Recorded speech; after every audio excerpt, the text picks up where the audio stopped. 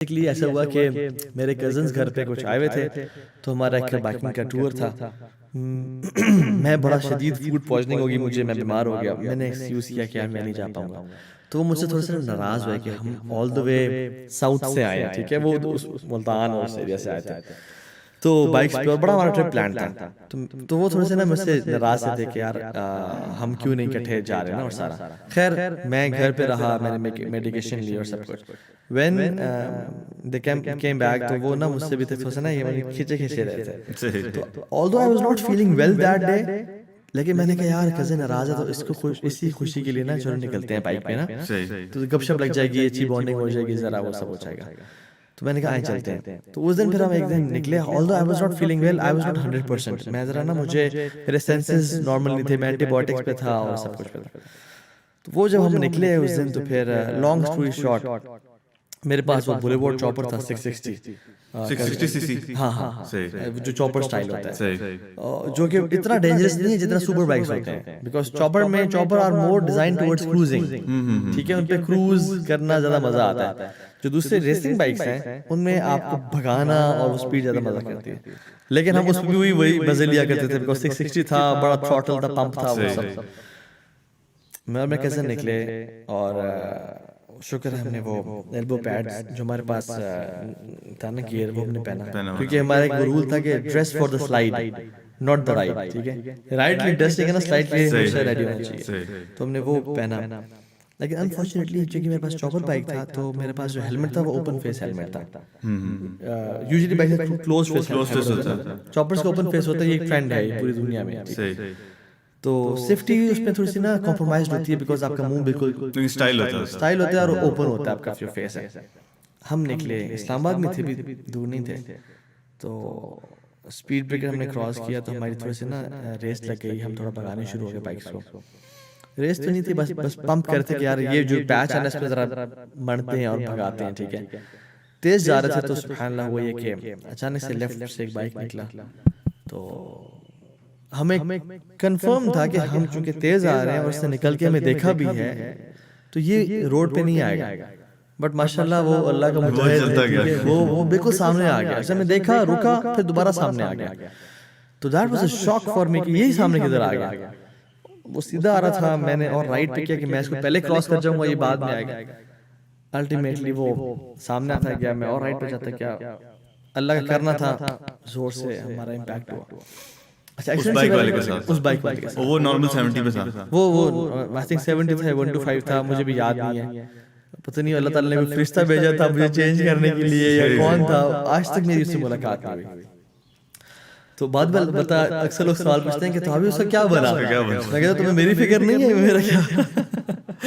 सो अल्हम्दुलिल्लाह वो मैंने जब पूछा कि उससे क्या बना अपने कजन से जो मेरे साथ थे, तो उन्होंने कहा अल्हम्दुलिल्लाह उसको बहुत कम डैमेज था, क्योंकि तुम उसके पिछले टायर में लगे थे, तो उसका बाइक टिल्ट कर गया था, और सुबह कमर पे चोट वगैरह निकली हुई थी, तो पुलिस पर आई हुई थी, तो वो सारा चक्कर था। खैर वो एक बात की बात थी।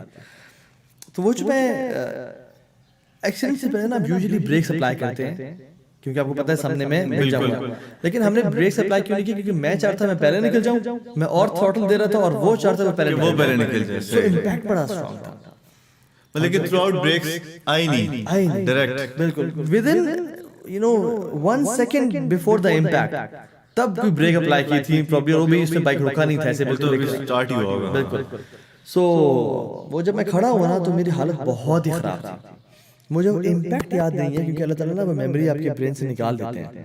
मुझे 1 सेकंड पहले मोमेंट याद है कि उफ तेरी खैर, मैं तो लगा, ठीक है, मैं तो एक्सीडेंट हो रहा है।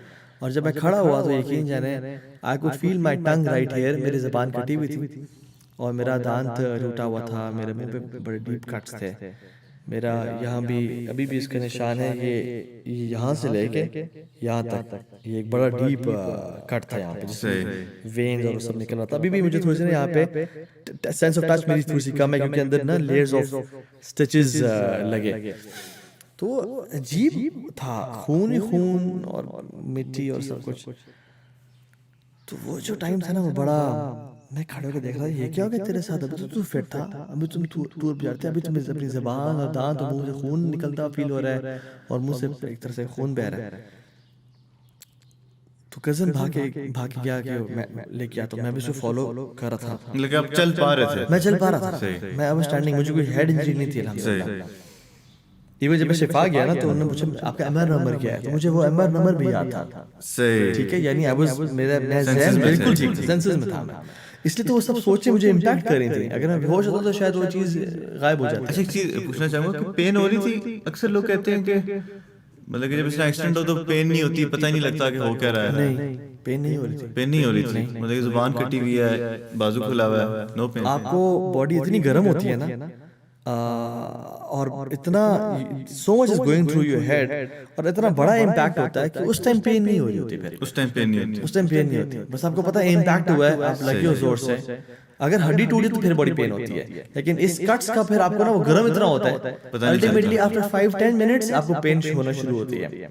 तो उस टाइम बिल्कुल आपको ना बस आप देख रहे हो कि ये क्या हुआ, ये क्या हुआ। अच्छा एक और चीज भी बताएं कि कहते हैं कि जब इस तरह का कोई इंसिडेंट होने वाला हो तो बिल्कुल 1 सेकंड में आपकी पूरी जिंदगी जो है ना वो रिवाइंड होती है आपकी आंखों के सामने। तो आपके साथ भी ऐसा कुछ हुआ? यार आफ्टर द एक्सीडेंट एग्जैक्टली यही हुआ मेरे साथ। सही कि मुझे ख्याल है कि तू मर तो नहीं जाएगा, तो मैंने इसको डिनाई किया कि नहीं मैं नहीं बनना। लेकिन जब वो जो मेरा हालत ख़राब होना शुरू हुई, मेरे आप समझ लो मेरी उंगलियां ठंडी होनी शुरू हुई, मेरे जिस्म से जान निकलना शुरू हुई, और मैं इतना मतलब मैं लेजी हो गया, मैं गिरने, मुझे चक्कर आने शुरू हो गए। तो आई थॉट कि यार you are dying in the next 5 minutes. उस टाइम जो है ना वो सारी जिंदगी क्रिस्टल क्लियर हो जाती है आपके सामने कि क्या इंपॉर्टेंट था और क्या इंपॉर्टेंट नहीं था। ठीक है, मुझे क्या करना चाहिए था और मैं क्या करता रहा। फिर एक यंगस्टर के तौर पे आपने हमेशा सोचा हुआ होता है कि यार I will be living a long life, I will be dying in my 60-70s, लेकिन मैं आज मर रहा हूँ, ये तो मैं कभी सोचा ही नहीं था।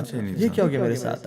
ठीक है, क्योंकि शैतान ने हमेशा हर शख्स के जहन में एक ना एक प्लान लिया हुआ है, और मेरे जहन में क्या प्लान था कि आराम से तू 30-35 में शादी करेगा, और फिर 35 साल के हम जब हो जाएंगे तो फिर विल ट्रैवल द वर्ल्ड, और हम घूमे फिरेंगे, याशी करेंगे, और उसके बाद 60-70 साल में हम हज पे जाएंगे, और हज पे जाने के बाद तौबा करेंगे। तो इस तरह का एक प्लान था कि फिर अल्लाह अल्लाह करेंगे, और फिर जब हम दुनिया से जाने वाले होंगे तो फिर हम मजीद दीन पे आ जाएंगे, वो सब करेंगे। सही। अच्छा इस पीरियड में आप नमाज पढ़ते थे? नमाज of and on, not regular? नहीं नॉट रेगुलर। कभी जुमा पढ़ लिया, कभी जोहर पढ़ ली, फजर का तो बिल्कुल कोई वो नहीं था। हाँ रमजान में 5 वक्त की नमाज होती थी। रमजान में? हाँ रमजान में 5 वक्त की नमाज होती थी। रमजान में तरावियां भी 4-8 पढ़ लेते थे, उसके बाद गेमिंग करने चले जाते थे।